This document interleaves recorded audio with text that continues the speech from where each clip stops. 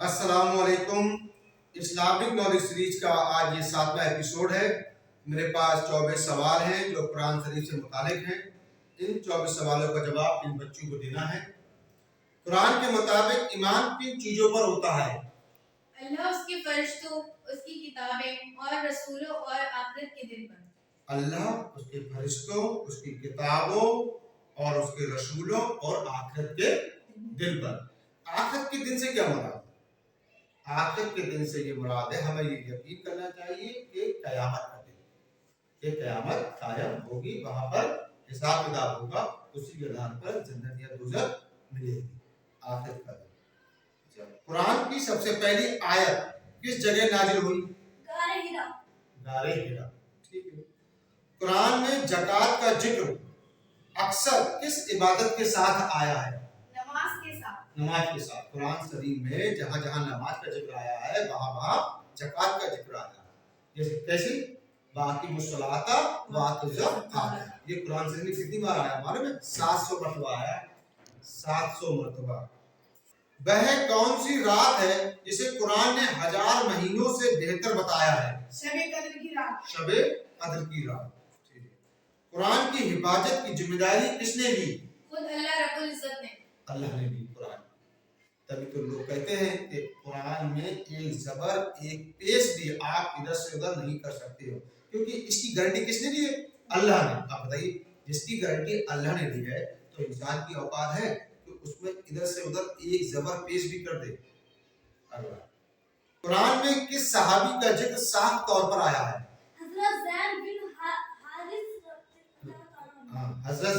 زید بن حارث رضی اللہ تعالیٰ عنہ، ٹھیک ہے۔ قرآن کے مطابق دنیا کی پہلی عبادت گاہ کون سی ہے؟ خانہ کعبہ۔ خانہ کعبہ۔ قرآن میں کس مہینے کو سب سے افضل کہا گیا ہے؟ رمضان شریف کی۔ رمضان شریف کے مہینے کو سب سے افضل کہا گیا ہے، ٹھیک ہے۔ قرآن میں بسم اللہ سے نہ شروع ہونے والی کون سی سورہ ہے؟ سورہ توبہ۔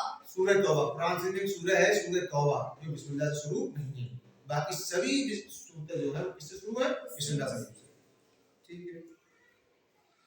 قرآن میں کل کتنے سجدے ہیں؟ 14 سجدے۔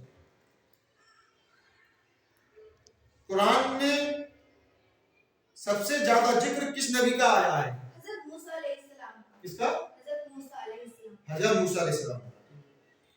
قرآن میں کس خاتون کا مطلب ہوتا ہے مہیلا کا نام لے کر ذکر آیا ہے؟ حضرت مریم۔ حضرت مریم رضی اللہ تعالیٰ عنہا۔ قرآن میں شہد کی مکھی کے نام پر کون سی سورہ ہے؟ سورہ النحل۔ سورہ النحل۔ قرآن کے مطابق جنت کی چابی کیا ہے؟ نماز۔ نماز جنت کی چابی۔ نماز پڑھتے ہو؟ صحیح بچے نماز پڑھنا۔ قرآن کے مطابق مشکل کے ساتھ کیا آتا ہے؟ آسانی۔ آسانی۔ اللہ قرآن میں فرماتا ہے ہر مشکل کے ساتھ آسانی۔ وہ کون سی سورہ ہے جسے پڑھنے سے دجال کے فتنے سے بچا جا سکتا ہے؟ سورہ الکہف۔ سورہ الکہف۔ قرآن کے مطابق جب کوئی جاہل انسان آپ سے بحث کرے تو کیا کرنا چاہیے؟ اس سے سلام کریں اور خاموشی سے الگ ہو جائیں۔ ہاں، کوئی جاہل انسان اگر آپ سے بحث کرنے لگے تو سیدھے اس کو سلام کرو، خاموشی سے اس سے ہٹ جاؤ، الگ ہو جاؤ، ٹھیک ہے۔ قرآن کے مطابق کسی کے گھر میں داخل ہونے کا صحیح طریقہ کیا ہے؟ پہلے اجازت پا کر پھر گھر والوں کو سلام کریں۔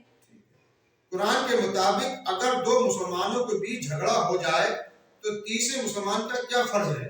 ان کے بیچ انصاف کے ساتھ سمجھوتا کر دینا چاہیے۔ قرآن کے مطابق نیکی کا اصل درجہ کیا ہے؟ اپنی پسند چیزوں میں سے اللہ کی راہ میں خرچ کرنا۔ نیکی کا اصل درجہ یہ ہے اپنی پسند کی جو چیزیں ہیں ان کو اللہ کی راہ میں خرچ کر دینا، یہ ہے نیکی کا اصل درجہ۔ قرآن کے مطابق زمین پر چلتے وقت انسان کا انداز کیسا ہونا چاہیے؟ عزیزی کے ساتھ اکڑ کر نہیں چلنا چاہیے۔ اکڑ کر چلنا چاہیے، ٹھیک ہے۔ قرآن کے مطابق ناپ تول میں کمی کرنے والوں کا کیا انجام ہے؟ ان کے لیے بڑی بربادی اور تباہی ہے۔ قرآن کے مطابق امانت کے بارے میں کیا حکم ہے؟ امانتوں کو ان کے حقداروں تک پوری ایمانداری سے پہنچا دینا چاہیے۔ اگر آپ کے پاس کسی کی امانت رکھی ہوئی ہے، جس کی امانت ہے، جس کا حق ہے اس پر، ان تک پوری ایمانداری کے ساتھ پہنچاؤ، یہ قرآن کہہ رہا ہے۔ قرآن کے مطابق تنگی اور مشکل کے وقت کیا کرنا چاہیے؟ نماز اور صبر کے ذریعے اللہ سے مدد مانگنا چاہیے. جب کبھی مصیبت آئے، تنگی آئے، نماز پڑھو، اللہ سے مدد مانگو، اللہ سے دعا مانگو، ٹھیک ہے، ہماری تنگی دور ہو جائے، ہماری پریشانی دور ہو جائے. اس طریقے سے یہ 24 سوالوں کا جواب سبھی بچوں نے بہت ہی اچھے طریقے سے دیے. السلام علیکم.